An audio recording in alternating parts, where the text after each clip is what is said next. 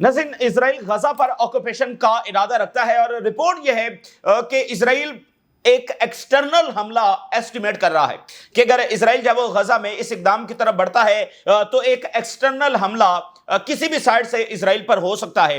दूसरी तरफ नाज़रीन, खबर यह है कि पाकिस्तान, चीन, एशिया, अफ्रीका, यहां से फौजें जो है वो रूस की मदद को यूक्रेन में पहुंच रही हैं और ये दावा खुद यूक्रेन से सामने आया है। ज़ेलेंस्की ने कहा है कि इन तमाम ममालिक से, और पाकिस्तान का नाम इसमें आया है, इसमें इंडिया का नाम लिया गया है कि इंडिया के जो कंपोनेंट्स हैं वो रशियन ड्रोन्स और रशियन वेपन्स के अंदर जब इस्तेमाल हो रहे हैं। तो ये तो एक प्रैक्टिकल स्टेप है आलमी जंग की तरफ, यानी आलमी जंग इसी को आप कहेंगे।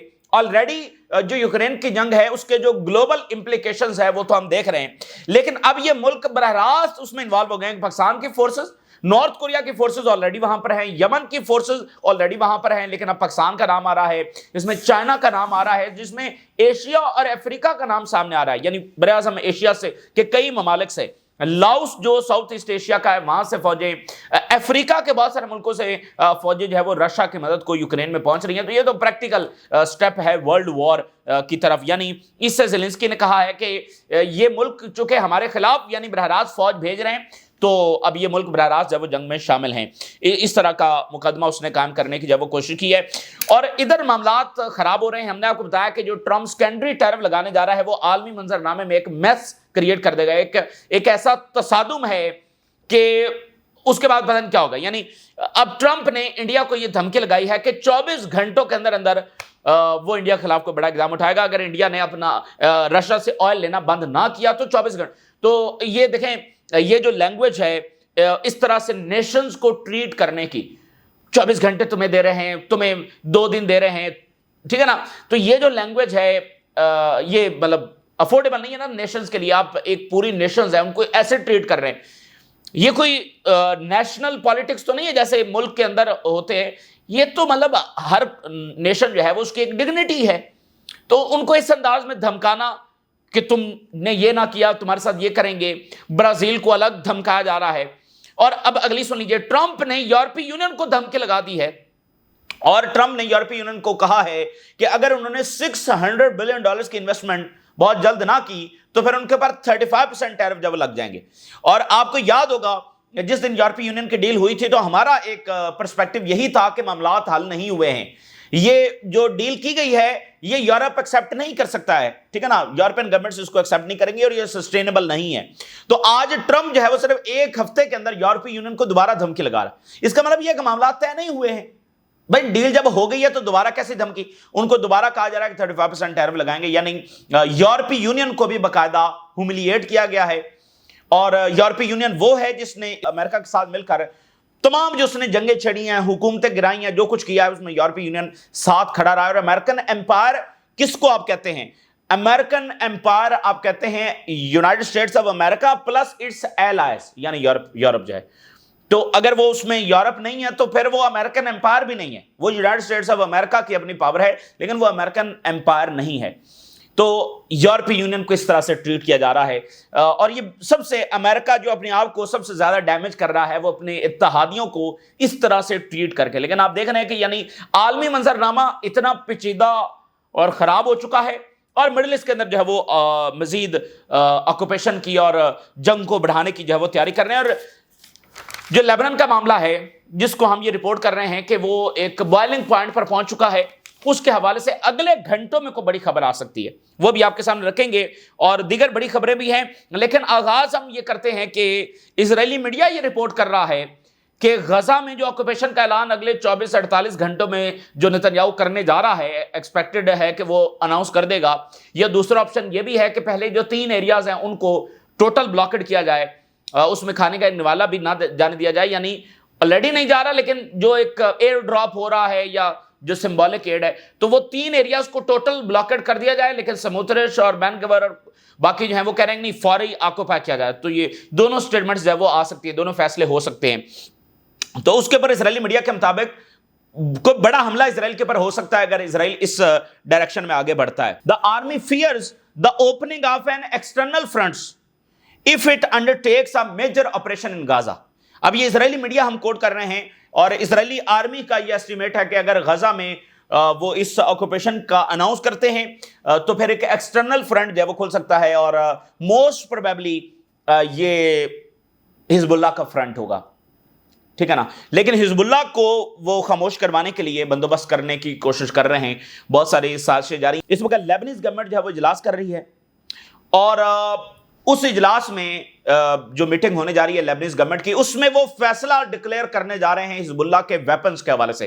اگر وہ اس میں ڈکلیئر کر دیتے ہیں، جس کی زیادہ توقع ہے کہ وہ یہ ان کی انٹینشنز اور ان کے بیانات تو یہ بتا رہے ہیں، اگر وہ ڈکلیئر کر دیتے ہیں کہ حزب اللہ کے ویپنز کو قبضے میں لیا جائے تو یہ بہت معاملہ خراب ہو جائے گا. اور آگے سے حزب اللہ نے بھی سٹیٹمنٹ جاری کیا کہ اگر لیبنیز اسٹیٹ نے یہ کیا، لیبنیز پریزیڈنٹ جو ہے وہ پرپوز کریں گے formula that may constitute a consensus within the government session.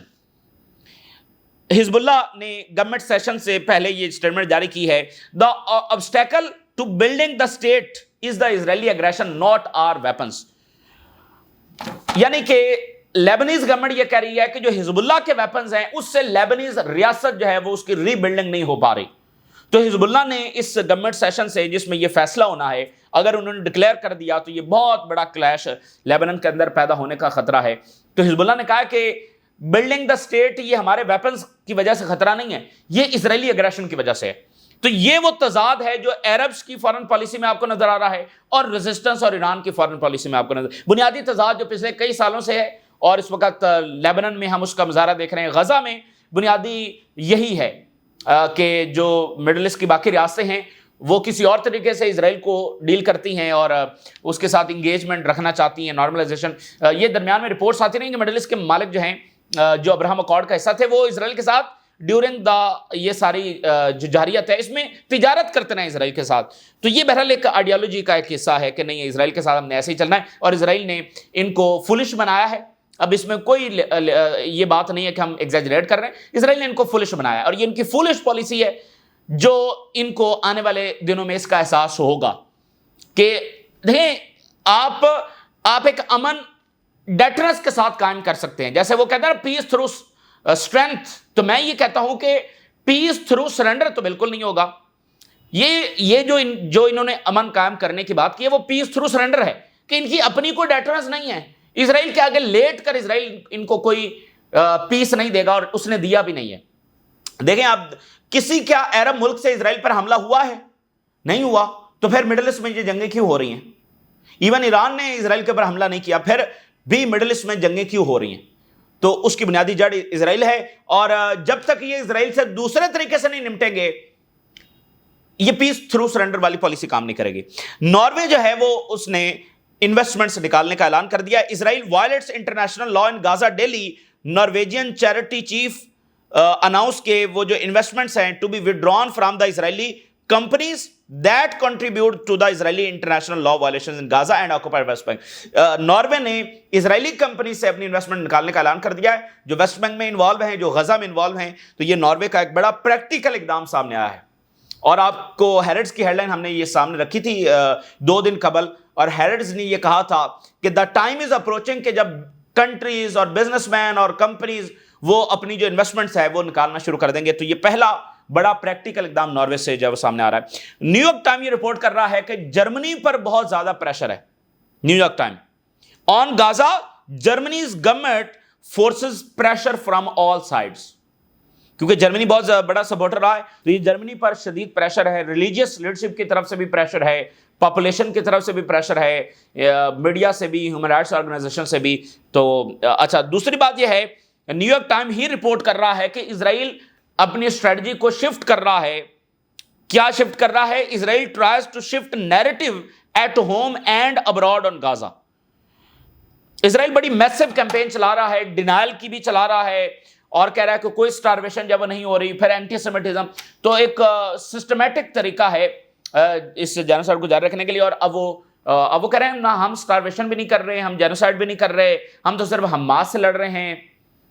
تو یہ بہرحال نیو یارک ٹائم رپورٹ کر رہا ہے کہ یہ میسو کیمپین اسرائیل چلا رہا ہے. لنڈن کے ایک ڈاکٹر جو ہیں انہوں نے بتایا ہے کہ کیا مظالم اسرائیل نے وہاں پر کیے ہیں. دی گارڈین نے ان کی سٹوری چھاپی ہے، hurt breaking, a London surgeon on the trials of operating in Gaza hospital. 40 times انہوں نے وزٹ کیا ہے اور انہوں نے کہا he has never witnessed such trauma, hunger and bravery from Palestinian colleagues. दुनिया भर में मैंने ऐसी सूरत हाल नहीं देखी जिसमें मैंने इतना हंगर नहीं देखा, ऐसा ट्रॉमा, ऐसे सदमे मैंने नहीं देखे, और फिर ऐसी ब्रेवरी भी मैंने पूरी दुनिया में नहीं देखी। ये डॉक्टर जो है वो पूरी दुनिया में जो भी कॉन्फ्लिक्ट जोन्स होते हैं उसमें ये ट्रैवल करते हैं। ये लंदन के डॉक्टर जो हैं उन्होंने गार्डियन को सारी रिपोर्ट्स बताई। अब देखें ना, एक बात फिर आगे बढ़ते हैं, यानी इजराइल कहता है कोई स्टारवेशन नहीं है, इजराइल कहता है जीएचएफ साइट्स के ऊपर जो है वो कोई हमले नहीं हो रहे हैं, अमेरिका कहता है नहीं हो रहा है। तो आप कैसे साबित करेंगे? यूनाइटेड नेशन की जो ह्यूमन राइट्स कमेटी है उससे तो अमेरिका विड्रॉ कर गया और इजराइल भी विड्रॉ कर गया। यूनाइटेड नेशन को तो वो इसलिए डिस्क्रेडिट कर रहे हैं, डब्ल्यूएचओ कहेगा उसको भी वो अमेरिका डब्ल्यूएचओ से भी निकल गया है। ह्यूमन राइट्स की ऑर्गेनाइजेशंस हैं उसको तो वैसे किसी खाते में नहीं डालते। तो ये पूरा सिस्टमैटिक तरीका है कि आप स्टैब्लिश कैसे करेंगे? वीडियोस आप वहां से आने नहीं दे रहे, जर्नलिस्ट को वहां पर अलाउ नहीं है, तो कैसे साबित होगा? वो कहते हैं कि हो ही नहीं रहा। ठीक है, तो मतलब जब मीडिया पर डिबेट्स होती हैं या जब इंटरव्यूज होते हैं तो वो आगे से ये नैरेटिव पेश करते हैं कि आपके पास क्या सबूत है?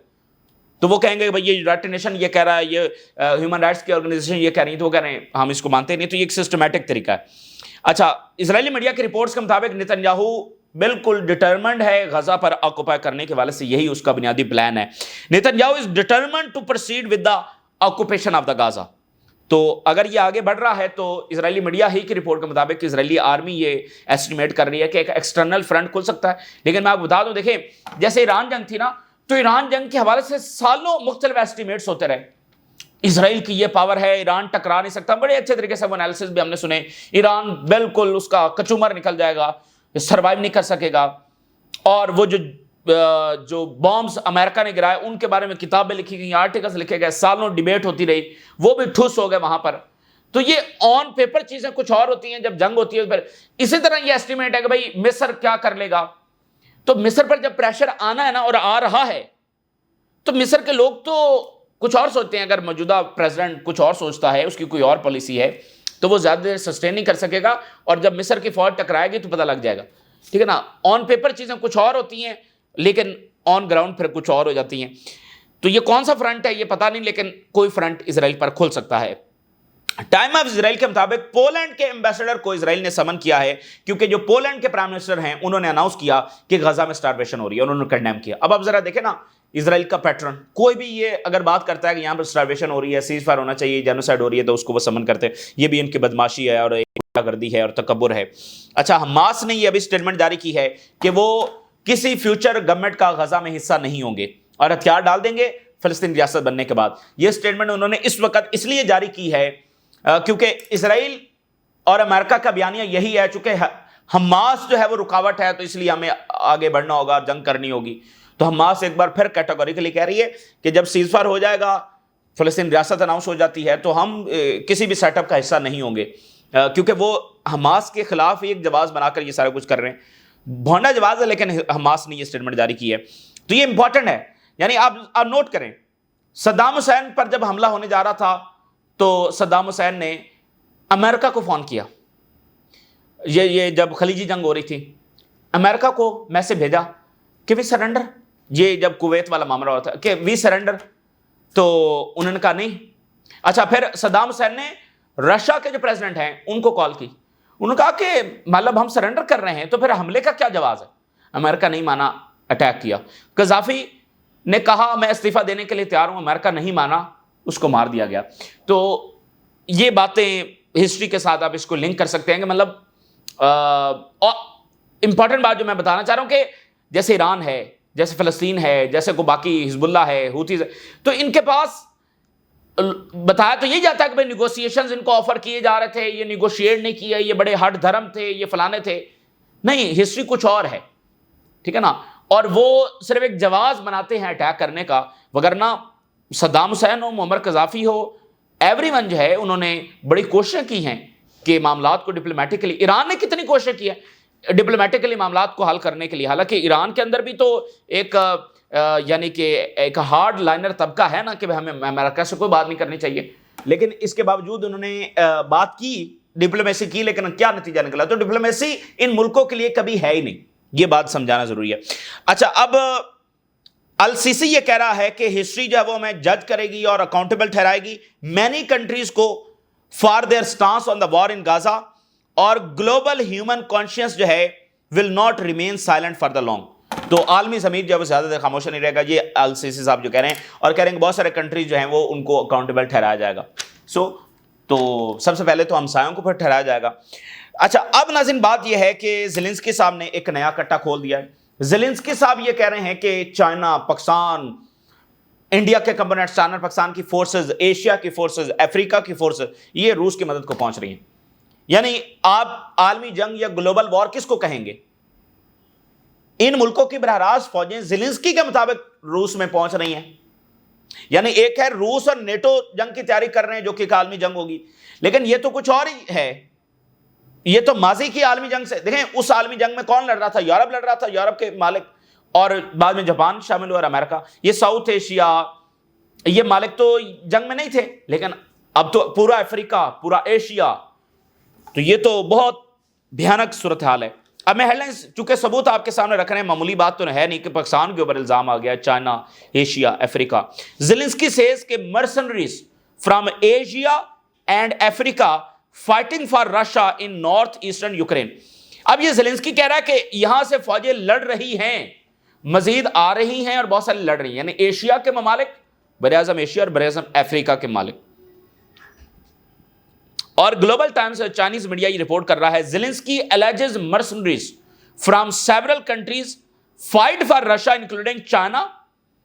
اور پھر آگے اس کو جواب دیا ہے, expert says claims shifts blame for battlefield setback. یعنی چائنیز میڈیا زیلنسکی کو جواب بھی دے رہا ہے کہ ایکسپرٹ نے یہ کہا کہ جو شکست ہوئی یوکرین کو, اس سے توجہ ہٹانے کے لیے اس طرح کی باتیں زیلنسکی بہکی باتیں کر رہا ہے. زیلنسکی سیز کہ mercenaries from China, Pakistan and other countries fighting for Russia.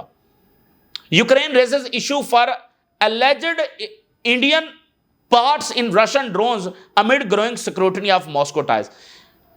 اور we found Indian components in Russian drones used in attacks in our territory. Zelensky کہہ رہا ہے. دیکھیں, یہ انڈیا والا معاملہ بڑا امپورٹنٹ ہے, ہم اس کو 2-3 دن سے ڈسکس بھی کر رہے ہیں. انڈیا عالمی اس سارے چیس بورڈ کا بہت بڑا پلیئر ہے, اور اس پہ پریشر ہے کہ وہ رشیا سے آئل لینا بند کرے. لیکن یہ تو کچھ اور ہی ہے, یہ تو بالکل کچھ اور ہے, کیونکہ انڈیا ویسٹ کا اتحادی ہے, اسٹریٹجک پارٹنر ہے. لیکن نا وہ کوارڈ کا بھی حصہ ہے جو چائنا کے خلاف ہے, تو وہ بہت سارے ان کے معاہدوں کا ایسا اسٹریٹجک پارٹنر ہے یہاں پر انڈو پیسفک کے اندر. تو یہ عجب بات ہے کہ ویسٹ کا ایک اتحادی, اس پر یہ الزام آ رہا ہے کہ وہ تو یوکرین کے خلاف جنگ میں باقاعدہ ملٹری سپورٹ دے رہا ہے. یہ بالکل الگ بات. یعنی نارتھ کوریا, یعنی ایران, یعنی چائنا, ان کی تو سمجھ آتی ہے, وہ تو رشیا کے اتحادی ہے نا. انڈیا اسٹریٹجک پارٹنر ہے امریکہ کا اور ویسٹ کا. تو انڈیا کے اوپر یہ الزام آنا کہ یہ تو ہتھیار دے رہے ہیں, تو یہ بڑی سنگین بات ہے. اور انڈیا کو جس طرح سے انڈیا کے خلاف سٹیٹمنٹس آ رہی ہیں. اب ذرا یہ دیکھیے, Trump says he will hit India with new tariffs with in 24 hours. اگر انڈیا نے آئل لینا بند نہ کیا تو 24 آورس میں انڈیا پر ٹیرف لگنے جا رہے ہیں. بڑا یعنی بھیانک ہے نا صورتحال. بھائی جنگیں بھی ہو رہی ہیں, فوجیں مزید جنگوں میں شامل ہو رہی ہیں, اور جو ملکوں کی ٹاکس ہیں وہ اس انداز میں ہو رہی ہیں. ٹرمپ دھمکا رہا ہے 24 گھنٹوں میں تمہارے ساتھ یہ کروں گا, تمہارے ساتھ 10 دنوں بعد یہ کروں گا. وہ جو ٹرمپ نے جو ڈیڈ لائن دی تھی رشیا کو, وہ جمعے کو ختم ہو رہی ہے. تو وہ ڈیڈ لائن, اس کو بھی ڈیڈ لائن, اس کو بھی ڈیڈ لائن, کسی 24 گھنٹے, کسی کو 5 دن, کسی کو 10 دن.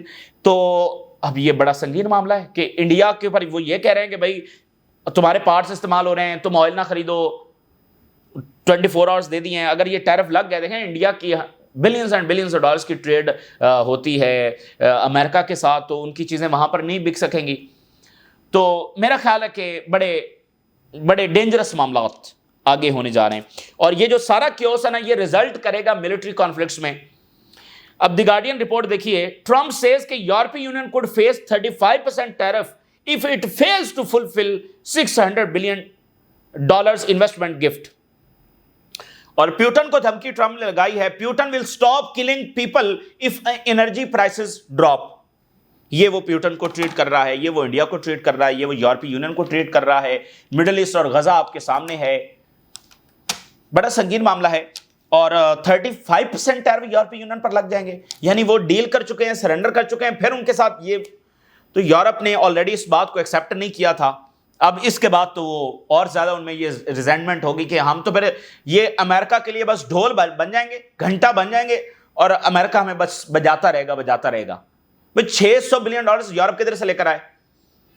یوکرین میں ان کا بھرکس نکلا ہوا ہے, کمپنیز ان کی دیوالیاں ہو رہی ہیں, چائنا جو ہے وہ پورے یورپ میں کمپیٹ کر رہا ہے. $600 بلین امریکہ کو دیں, پھر جناب علی جو ہے وہ اپنی چیزیں مہنگی بنائیں, پھر ان کو بیچے 15% ٹیرف کے اوپر جا کر. تو یہ دیکھیں ایک چیز ہے سسٹینیبل ہی نہیں. اچھا کر لی لیکن سسٹینیبل نہیں ہے. اور یہ ٹرمپ کا کہنا, اس کا مطلب اس کو خطرہ ہے کہ یہ انویسٹمنٹ نہیں کر سکیں گے کیونکہ سسٹینیبل نہیں ہے نا. اور آپ دیکھیں کینیڈا جو ہے وہ اس نے یہ ڈیل ابھی تک نہیں کی ہے. کینیڈا اور برازیل تو چلو اس طرح امریکہ کے تھا نہیں, لیکن کینیڈا تو ہے اور نیٹو ممبر ہے. تو کینیڈا نے ابھی تک کوئی ایسا فیصلہ نہیں کیا, حالانکہ ان کے اوپر بڑے ہارش ٹیرفز لگ گئے, اور سوئٹزرلینڈ کے اوپر 41% لگے ہوئے ہیں, اور سوئٹزرلینڈ کی چائنا کے ساتھ بات چیت چل رہی ہے. یہ جناب علی اس وقت بڑا کمپلیکس منظرنامہ ہے. میرے خیال سے اس ویک میں ہم کچھ بہت بھیانک دیکھنے جا رہے ہیں. ایک تو اسٹیو وٹکاف آج ہوگا ماسکو میں, جمعے کو وہ ڈیڈ لائن ختم ہونے جا رہی ہے, اور یہ غزہ کے آکوپیشن کا معاملہ ہے. لیبنان میں فیصلہ ہونا ہے کہ کیا ہو رہا ہے. ایرانین سائنٹسٹ جب رشیا پہنچے ہوئے ہیں, اور ادھر نیتنیاہو جو ہے وہ غزہ کے آکوپیشن کا اناؤنس کرنے جا رہا ہے. تو یہ تازہ ترین صورتحال ہے جو آپ کے ساتھ شیئر کیا ہم نے. راز لگا کر اجازت دیجیے. اللہ حافظ.